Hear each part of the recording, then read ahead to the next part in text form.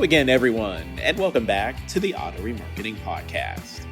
I'm your host, Nick Zulovich, part of the team at Cherokee Media Group, and senior editor of AutoFin Journal and Subprime Auto Finance News.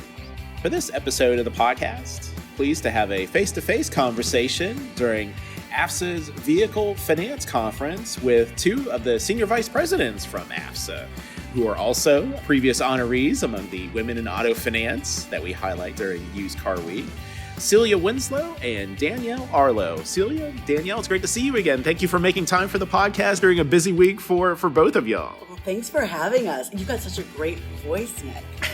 Well, you're very kind. Thank you. Yes, thanks, Nick. Happy to be here. Well, Celia, we'll begin with you on the federal level, and then Danielle, your thoughts from the state level perspective as well. Just perhaps a bit of a loaded question, but still nonetheless, just how much remains understood by lawmakers and perhaps regulators too about exactly how auto financing is structured to function? Just how much are y'all having to explain the intricacies of the process? Celia, will begin with you, and then Danielle as well. Auto financing is so interesting because on the one hand, just about everyone has either gotten an auto loan or knows someone who's gotten an auto loan. And so you can talk about that. You go to the dealership, you walk out with a car and a loan, no big deal.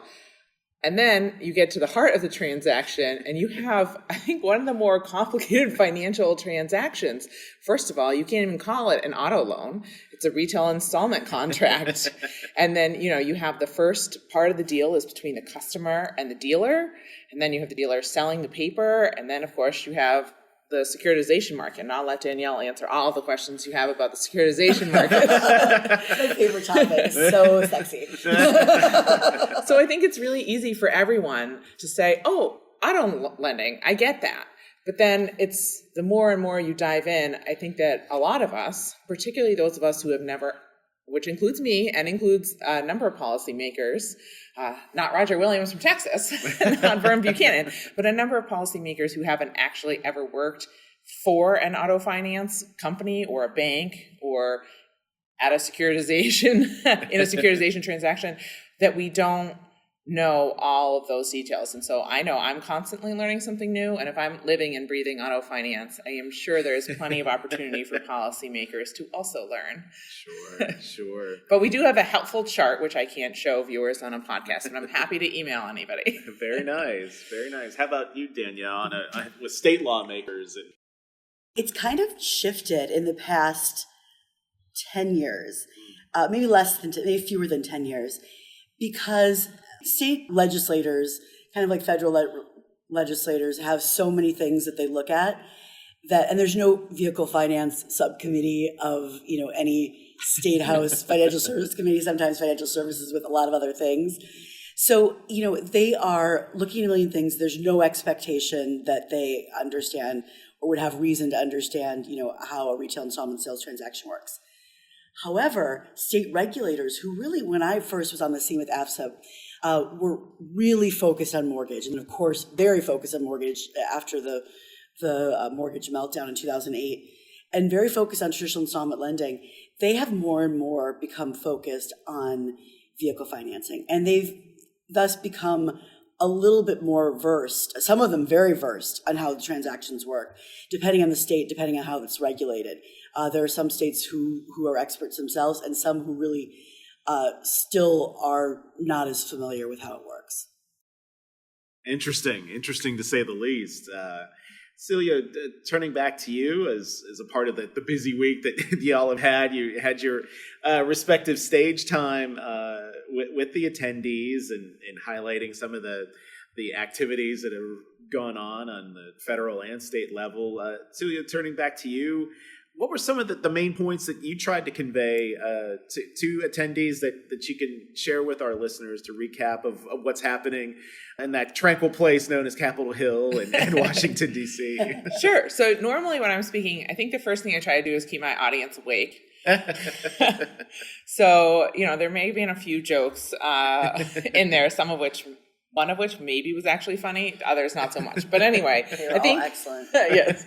I think the main point that I was trying to make was One, we have a lot of members of Congress, I shouldn't say a lot, a handful of members of Congress that we at AFSA have worked with for a number of years that have really, after many years in Congress, become moved into leadership positions. And I think that's very helpful for us and for our members, because those are some of the people that understand the importance of access to credit.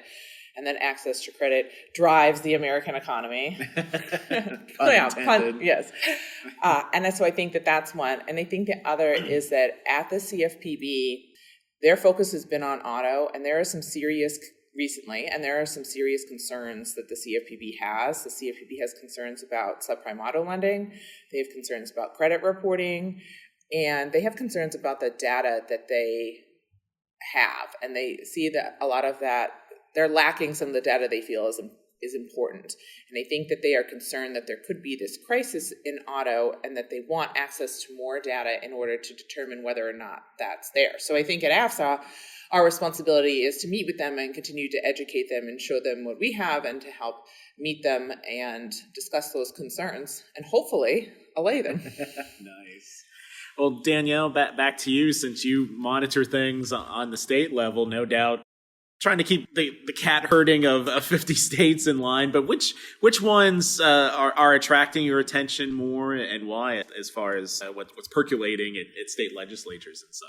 Well, one theme that I tried to focus on with our members this week was this concept of us being held more responsible for the acts of others.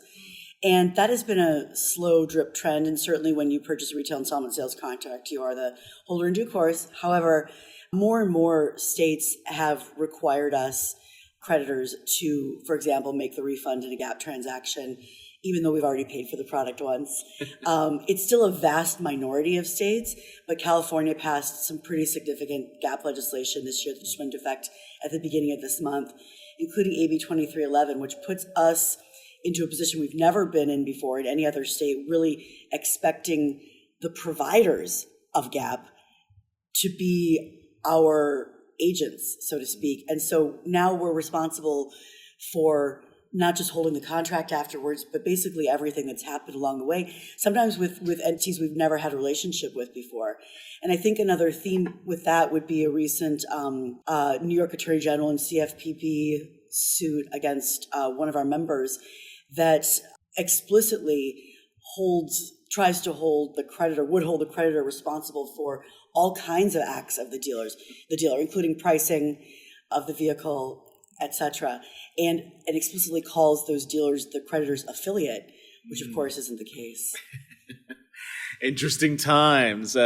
Closing moments here with Celia Winslow and Danielle Arlowe, two of the senior vice presidents of the American Financial Services Association, which is hosting its annual Vehicle Finance Conference in Dallas, Texas. And to round us out, Celia, we'll go back to you, and then Danielle, the last word. It's amazing how almost a month of 2023 is in the books already. It's going so quickly, but how busy of a year do you anticipate compliance departments having, or any other trends that y'all plan to watch for the remainder of the year? Just your thoughts on that part of a finance company and just the compliance world in general. I think that there's going to be a lot that continues to come out of the CFPB. And though I don't know how much of it is going to be rulemaking. And so I think that we're all going to be very busy reading through press releases, blogs, potentially other enforcement actions, and yes, some rules. I think we expect the CFPB's Section 1071 rulemaking, the small business rulemaking, out any day now, actually. So I think we will be very busy. Interesting. And Danielle? I'm looking at the trend of including more and more, calling more and more things that aren't rate. And a lot of times these, what we call all-in rate cap bills, do not affect vehicle finance, but sometimes they do. And certainly that AG action goes a step further and suggests that the price of the vehicle itself can be part of rate, which is sort of earth-shattering to some extent. And then also looking at something that we've seen in D.C. that I think may pop up. It has popped up in some other places, although we haven't seen formal introduction of legislation, and that's this concept of algorithms and how algorithms can be used how algorithms can be used in a number of different ways, and how sometimes consumer activists see algorithms themselves, the use of algorithms, as perpetuating or exacerbating racial disparities. And then what are businesses expected to do in light of those accusations? I think that's something that's going to really unfold in coming years, rather. That's Celia Winslow and Danielle Arlowe of the American Financial Services Association. Ladies, thank you again for making time for the podcast, and congratulations on another successful vehicle finance conference. Thanks again, ladies. Thanks, Nick. And if you've missed any of our past episodes of the podcast, just go to our website at autoremarketing.com and click on the podcast box to find our library of past episodes. Or just subscribe through whichever platform you get your podcasts. For our fellow hosts, Bill Zadites and Joe Overby, as well as our outstanding executive producer, Matt Rice, I'm Nick Zulovich. We thank you for joining us, and we look forward to having you again next time on the Auto Remarketing Podcast.